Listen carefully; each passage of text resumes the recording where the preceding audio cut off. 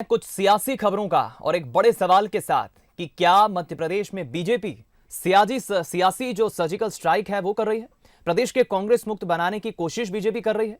ये सवाल इसलिए खड़ा हो रहा है क्योंकि पिछले 12 दिनों में कांग्रेस के 3 विधायक बीजेपी खेमे में आ चुके हैं। जी हां, 3 विधायकों का इस्तीफा देना और उसके बाद बीजेपी में शामिल हो जाना कई सवाल खड़े कर रहा है। तो देखिए, एक बुंदेलखंड क्षेत्र से तो वहीं 2 निमाड़ क्षेत्र से, यानी बीजेपी अब क्षेत्रों को चुनकर वहां पर सियासी वार कर रही है। पूर्वी निमाड़ तो पूरी तरह से कांग्रेस मुक्त हो गया। बुरहानपुर जिले की बात करें तो देखिए, नेपानगर सीट से विधायक सुमित्रा देवी कासडेकर हाल ही में बीजेपी में शामिल हो गई और एक दिन पहले मांधाता से कांग्रेस विधायक नारायण पटेल भी बीजेपी में शामिल हो गए। खंडवा और बुरहानपुर दोनों जिले कांग्रेस मुक्त हो चुके हैं। अब बात करें पश्चिम निमाड़ की तो यहां खरगोन और बड़वानी आते हैं। कांग्रेस के पास दोनों जिलों की 8 सीटें हैं। अब कहा जा रहा है कि इस क्षेत्र से कांग्रेस के एक विधायक बीजेपी के संपर्क में है।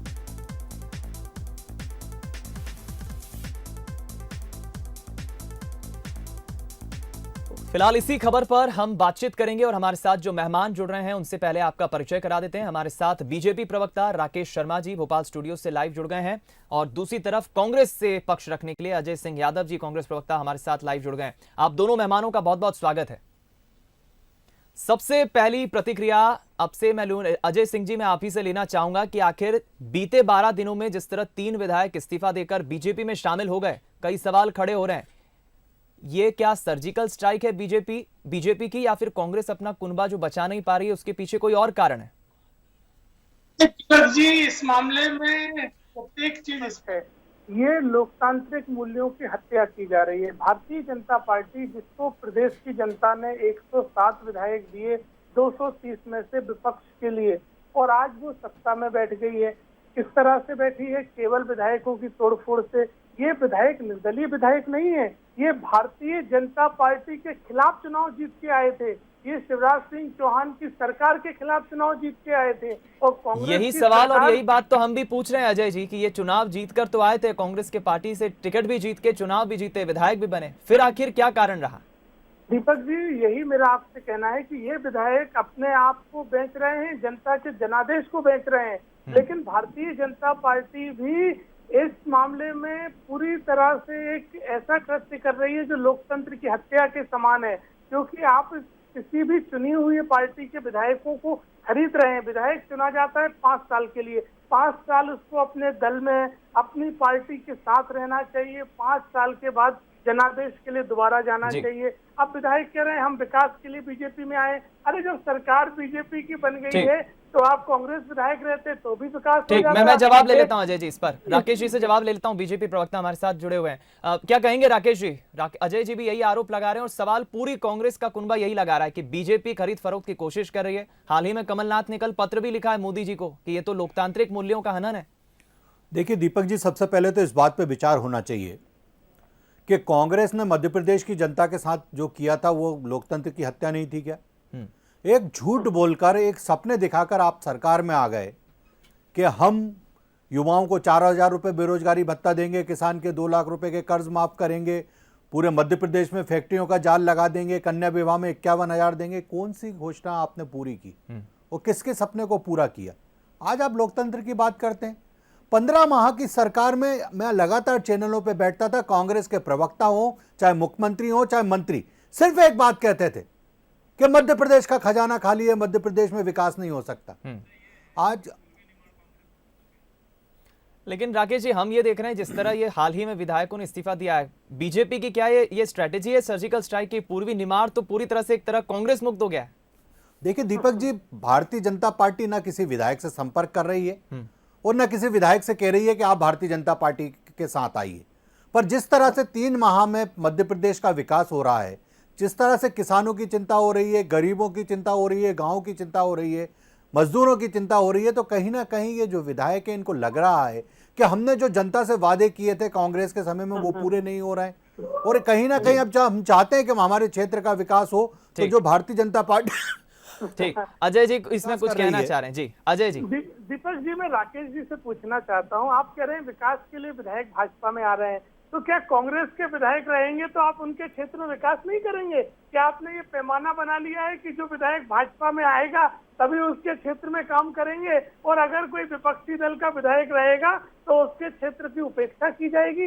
ये एक हास्यास्पद तर्क है, इसका कोई मतलब नहीं निकलता है, क्योंकि विधायक तो सभी दलों के समान होते हैं और मुख्यमंत्री को सभी के कार्य करना चाहिए, तो इसके लिए इस्तीफा देने का तो कोई ऐसा हिसाब ही नहीं बनता है। लेकिन भारतीय जनता पार्टी कहती है हमने अपने वायदे कुछ कम पूरे किए। ठीक, राकेश जी, क्या भेदभाव यानी पक्षपात कर रहे हैं क्या मुख्यमंत्री? ये तो बड़ा आरोप लगा रहे हैं अजय जी। देखिए, अब अजय जी हो या कांग्रेस पार्टी आरोप लगाने के सिवा कुछ नहीं कर सकती। कांग्रेस पार्टी बार बार कहती है हमारे विधायक बिक रहे हैं और भारतीय जनता पार्टी खरीद रही है। मैं एक बात स्पष्ट करना चाहूंगा, प्लीज इनको चुप कराइए, प्लीज इनको चुप कराइए, पहले प्लीज चुप कराइए। मैं इनके समय में चुप होकर सुनता हूँ इनको। जरा इनको सिखाइए कि डिबेट में कैसे बात हो सकती है। चिल्ला चोट से कुछ नहीं होगा। चिल्ला, मैं चुप हो जाता हूँ, मैं चुप हो जाता हूँ। इनसे बुलवा लीजिए, आप बुलवा लीजिए। अब ये भानुमति इनको रोने का, ये लेकिन एक महत्वपूर्ण विषय है अजय जी और राकेश जी, मैं लौटूंगा। पहले एक जरूर ट्वीट भी हमको दिखाना होगा कांग्रेस के विधायक लक्ष्मण सिंह का, जो कि दिग्विजय सिंह के भाई है, अक्सर अपने सुर्खियों में रहते हैं ट्वीट और बोलियों को लेकर, बयानों को लेकर। उन्होंने क्या ट्वीट किया है? आत्ममंथन की जरूरत है किसे? कांग्रेस पार्टी को। ट्वीट आपको दिखाते हैं। लक्ष्मण सिंह ने ट्वीट किया है, वरिष्ठ विधायक है कांग्रेस के, और एक तरह से अपनी ही पार्टी को, कांग्रेस पार्टी को ही नसीहत दी है कि आत्ममंथन की जरूरत है पार्टी को। वरिष्ठ विधायक है लक्ष्मण सिंह, कांग्रेस को नसीहत दी है अपनी ही पार्टी को कि विधायक पार्टी छोड़ रहे हैं, पार्टी को चिंतन करने की जरूरत है, क्योंकि कल तीसरा विधायक कांग्रेस का इस्तीफा देकर जिस तरह बीजेपी में शामिल हुआ, कांग्रेस की संख्या 92 से घटकर अब 89 हो गई है। चलिए एक बार फिर हम लौटेंगे चर्चा की तरफ। अजय जी, देखिए अक्सर हम देखते हैं कि लक्ष्मण सिंह जब भी बोलते हैं खरी खोटी बोलते हैं, लेकिन अपनी पार्टी को कहीं ना कहीं सतर्क भी करते हैं। वो तो कह रहे हैं कि मंथन की जरूरत है पार्टी को।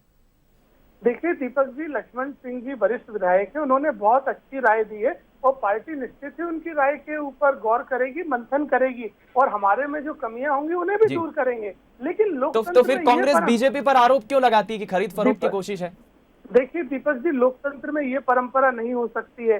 कई दल इतने छोटे होते हैं लोकसभा में जो सरकार बनाने की प्रक्रिया में कभी शामिल नहीं होते हैं, तो इसका मतलब ये नहीं होता है कि सत्तारूढ़ दल उन्हें तोड़ ले।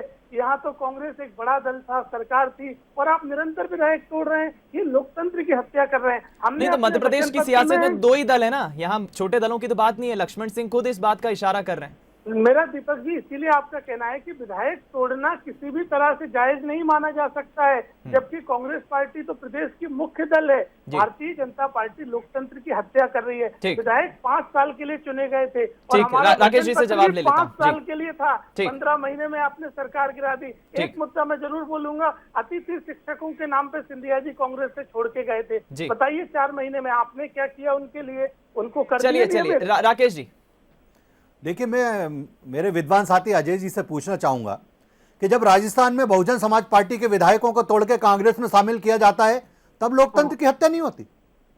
मतलब कांग्रेस ने राजस्थान में कितने में विधायक खरीदे? अब जरा ये अजय जी यहां बता दें, मंच पे बड़ी बड़ी बातें कर रहे हैं, विधायक को नहीं लेना चाहिए अपनी पार्टी में, दूसरे छोटे दलों की हत्या नहीं करना चाहिए। बहुजन समाज पार्टी तो बहुत बड़ा दल नहीं था राजस्थान में।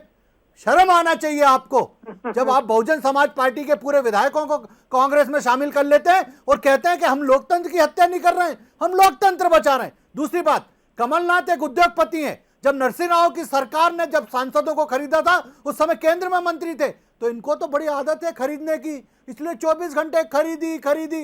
एक उद्योगपति के भाषण क्या हो सकते हैं? एक 70 साल का बुजुर्ग जिसको कोरोना में घर में बैठना चाहिए, वो 70 की लोलुपता के लिए सड़कों पे सवारी कर रहा है, और ये कांग्रेस के नेता अपने घरों में बैठ के ट्वीट खेल रहे हैं। ये कल ही कमलनाथ ने पत्र लिखा है कि लोकतंत्र के मूल्यों की कहीं ना कहीं हनन हो रहा है, इससे प्रधानमंत्री बचाइए। 15 महीने में अपने विधायकों से मिल लेते ना, उस समय तो कहते थे चलो चलो चलो। अब ये विधायक एक एक करके चल दिए तो अब रोक नहीं पा रहे। सुबह रोज मंडी लगाते हैं, गिनते हैं आज कितने विधायक हैं, शाम तक कितने कम हो गए। यही काम बचा है। हम मध्य प्रदेश का विकास कर रहे हैं। हम लगातार, आप देख रहे हैं कि हम स्टेट वेंडर योजना लेके आए, हमने संबल योजना दोबारा रीलॉन्च करी मध्य प्रदेश में। ये तो खजाना का रोना रोते थे, हम मध्य प्रदेश को फिर स्वर्णिम मध्य प्रदेश बना रहे हैं। चलिए पहले एक प्रतिक्रिया गृह मंत्री नरोत्तम मिश्रा की सुना देते हैं इस पत्र पर। नरोत्तम मिश्रा ने क्या कहा है कमलनाथ के पत्र पर? माननीय कमलनाथ जी की चिट्ठी पे क्या कहूँ। कमल मुख्तसर सी जिंदगी इतना सा फसाना है, तीर भी चलाना है और परिंदे भी बचाना है। न बच पाए ये और बात है। राजनीति पूरी जब ट्विटर और चिट्ठियों पर ही रह जाएगी तो कमेबश मुझे लगता है ऐसी हालत आएगी। माननीय कमलनाथ जी चलिए देखिए, नरोत्तम मिश्रा ने बहुत कुछ शायराना अंदाज में कह दिया है कि ट्विटर और पत्रों तक ही राजनीति रह जाएगी, कमलनाथ पे तंज कसा है। अजय जी क्या कहेंगे? देखिए, भारतीय जनता पार्टी की कथनी करनी में कोई समानता कभी दिखाई नहीं दी है।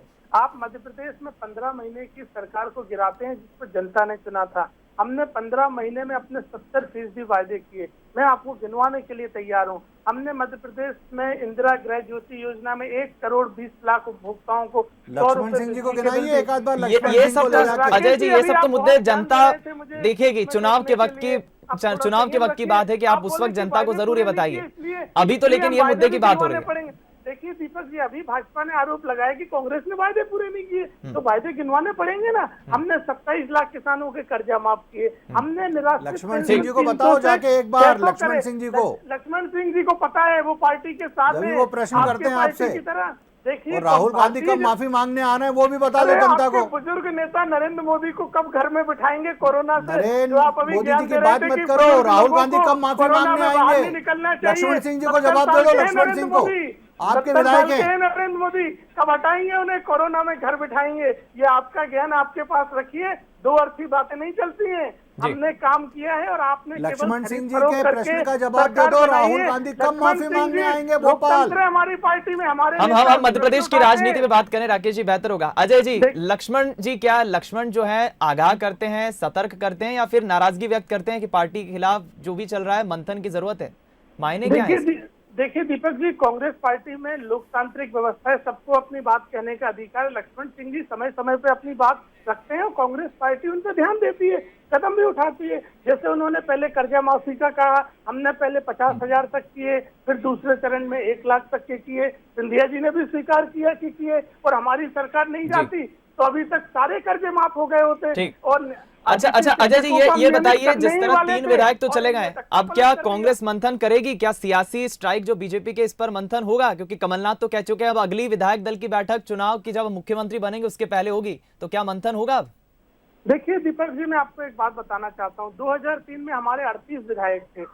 आज हमारी सरकार बनी 2018 में 114 विधायक जनता ने हमें दिए। अभी तोड़फोड़ करने से कुछ नहीं होता है। जनता का जनादेश हमारे साथ है। कांग्रेस का मनोबल नहीं टूटेगा ये 2-3 विधायकों के जाने से। ये भाजपा की बौखलाहट है। जब 24 विधायक चले गए थे और आपको उम्मीद थी कि जनता आपको वोट देगी, तो क्यों तोड़फोड़ कर रहे हैं? मतलब साफ है कि आपको पूरी उम्मीद है कि आप वो तमाम सीटें हार रहे हैं, इसलिए तोड़फोड़ करके। चलिए राकेश जी, यानी अजय जी साफ कह रहे हैं कांग्रेस का कोई मनोबल नहीं टूट रहा है, और इंदल सिंह कंसाना तो कह चुके हैं लाइन में और भी विधायक हैं, यानी और भी आप सेंधमारी कर रहे हैं क्या? देखिए, भारतीय जनता पार्टी किसी तरह से किसी भी कांग्रेस विधायक से संपर्क नहीं कर रही जी, पर कांग्रेस का एक प्राइवेट लिमिटेड कंपनी हो गई है कमलनाथ और दिग्विजय सिंह की। अगर सरकार में रहेंगे तो मुख्यमंत्री कमलनाथ रहेंगे, विपक्ष में रहेंगे तो विपक्ष के नेता कमलनाथ रहेंगे, अध्यक्ष तो वो है ही है। इसी तरह दिग्विजय सिंह जी अपने बेटे को मंत्री बनाएंगे, अपने भतीजे को मंत्री बनाएंगे, लक्ष्मण सिंह को मंत्री नहीं बनाएंगे, सीनियर विधायक है, सीनियर नेता है। तो ये जो प्राइवेट लिमिटेड कंपनी है वहां पे विद्रोह हो गया है अपने सीईओ के खिलाफ। जो सीईओ के खिलाफ विद्रोह हुआ है, तो आप तो ये, मैं तो एक चैलेंज दे रहा हूं जी, आप देखते जाइए। अभी तो ये टेलर है, अभी तो पिक्चर बाकी है। कांग्रेस के बड़े बड़े नेता भारतीय जनता पार्टी के दरी पे बैठे हुए आपको नजर आएंगे, जाजम पे बैठे हुए नजर आएंगे। और ये जो जोर जोर से कांग्रेस के नेता चिल्लाते हैं ना, गलत हो रहा है, गलत हो रहा है, वो ये कहते हैं हमें भी देख लो, हम भी हैं उम्मीदवार, किसी दिन हम भी आपके यहाँ आके बैठ जाएंगे, हमको भी गिनती में ले लो। तो ये स्थिति कांग्रेस की बहुत बदतर होने वाली है, क्योंकि मध्य प्रदेश की जनता को लूटा है, मध्य प्रदेश के नेताओं को लूटा है कांग्रेस ने, अपने नेताओं को, कार्यकर्ताओं को तो यही लग रहा है कि आने वाले वक्त में कांग्रेस भोग रही है। चलिए, आने वाले वक्त में प्रदेश के अलग अलग रीजन में बेहद संक्षिप्त में अजय जी, बेहद संक्षिप्त। दीपक जी, भाजपा कहती है वरिष्ठ विधायकों की उपेक्षा हुई। अरे आपने रामपाल सिंह, अजय बिश्नोई जैसे विधायकों को मंत्री ना बना के ओपीएस भदौरिया, सुरेश धाकड़ जैसे पहली बार के पूर्व विधायकों को मंत्री बनाया। कमलनाथ जी के अलावा किसी को नेता प्रतिपक्ष बना दो अगर दम हो तो। तो शायद एक आध विधायक वो बच जाएगा जो नेता चलिए, प्रतिपक्ष बीजेपी की बनेगा। तरफ से आने राकेश जी अंतर कलर की तरफ इशारा कर रहे हैं एक बार फिर कांग्रेस में। भारतीय जनता पार्टी के अडवाणी जी चलिए 2009 में। अजय जी आश्वस्त हैं, कोई मनोबल नहीं टूटा है, कांग्रेस में बिल्कुल, सब कुछ कांग्रेस ठीक है। की और वापसी राकेश जी की होगी, बातों से तो ये उपचुनाव लग रहा है होने कि दीजिए। आने वाले वक्त में मध्य प्रदेश के अलग अलग रीजन में खासतौर पर क्षेत्रवार कांग्रेस को कमजोर करने की कोशिश बीजेपी की जारी रहेगी। इस सर्जिकल स्ट्राइक आगे भी जारी रहेगी। बहरहाल बहुत बहुत धन्यवाद आप दोनों मेहमानों का हमसे बातचीत करने के